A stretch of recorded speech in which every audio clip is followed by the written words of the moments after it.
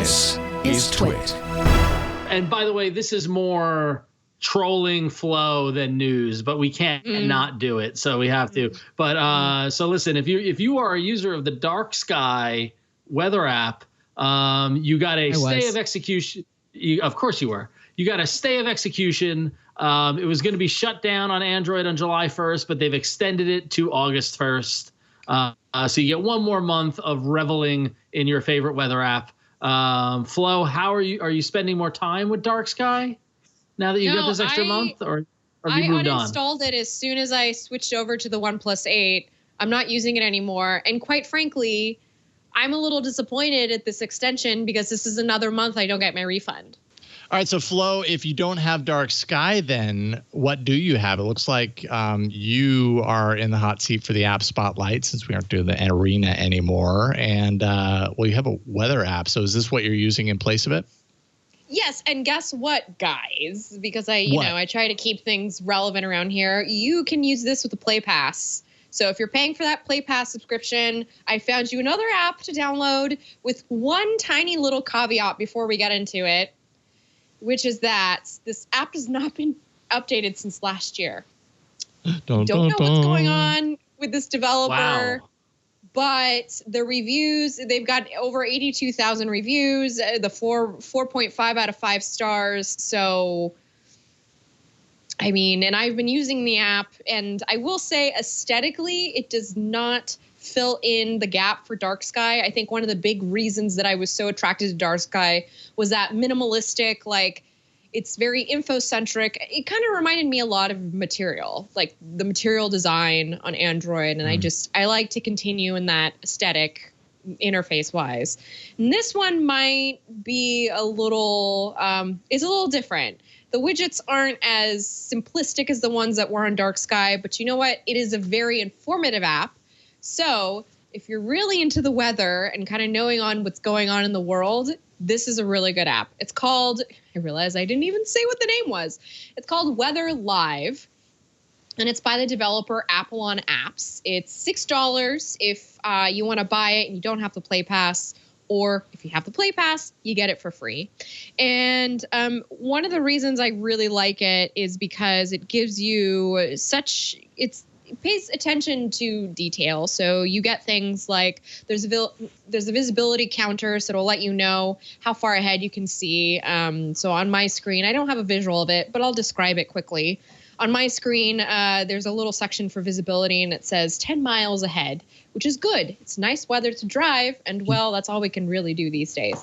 There's also a UV indicator, which I think is great for the summertime right now, especially with the sun blaring down on all of us.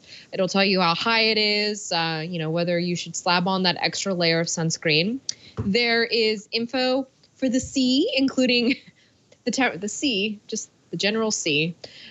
There's information that lets you know how warm or cold the water is. So the water near me right now is 57 degrees Fahrenheit, and we're dealing with a 5.2 foot wave height. This is really good information if you are, paddleboarding or you're surfing. This is just good info to have that you can quickly jump in without having to Google it. I think one of the things about the weather is you can always get the information through Google, but sometimes it's nice to just have it available on, in one tap.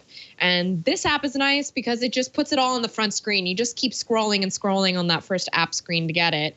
A couple other things I really like about it: gives you wind direction, wind chill. There's no chill right now, I'll tell you that, where we are. It's 85 degrees is the wind chill.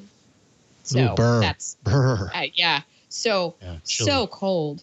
There is a photography panel. So if you are like our friend Aunt Pruitt, really into golden hour, this will tell you the perfect time to go out and take those shots. Get your portfolio worked. David, you might be able to use this maybe for, with your medium format camera and kind of get some of that lighting going. So a lot of really good information, the placement of the sun and the moon, when sunset and sunrise is, as well as, of course, the actual weather. Now, there's one little other caveat that I would like to say, which is if you turn off location access at all times, what's going to happen is I've set it to only have location access when I go into the app. It's going to default to the location of your Wi-Fi router. So if you're connected to Wi-Fi, my IP address is based in another city. So I'm getting weather information for the next city over versus exactly where I am, which is a bit of a kind of a whatever, but it's okay. It's fine. You just go in and refresh it and you can put it into your location of where you are actually. So Weather Live, one of the most thorough apps I've managed to find to fill in that hole that Dark Skies left. But when it comes to design, I'm still looking for a weather app that really fulfills that niche for me. So I'll let you know if I find it. I'm still looking though. Right on. Weather Live. Weather Lives by Apple on Apps. Yeah, I do hope for you, Flo, that you find that you find the weather app that fills your heart like Dark Sky does. And if it's Weather Live, I wish you well.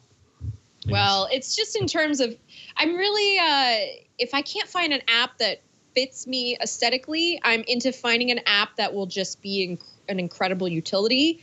So it's pretty much the apps that I have that do these functionalities, like that app I brought to the arena weeks ago, Loonscope, something like that. It gives you all the phases of the moon and like where the moon's going to be. Again, I like it to just be really thorough. Just, if you're not going to be pretty, then just be really thorough. So right. That's fair. where I'm at. Fair. Everyone deserves I used to find be weather peace. really obsessed with that Google Earth feature where you could like point your phone up at the sky and see where all the planets were and like where all the stars were. And yeah, way back in the day on my HTC Thunderbolt. Oh, that was kind of magical. First time that I did that anyways, but I imagine for a lot of people, you go outside, you put your phone up and it's like tracking with the sky. I was like, whoa, smartphones are cool. Yeah, yeah, pretty much. What else could this thing do? Yeah, pretty sweet. Right on. That is Weather Live.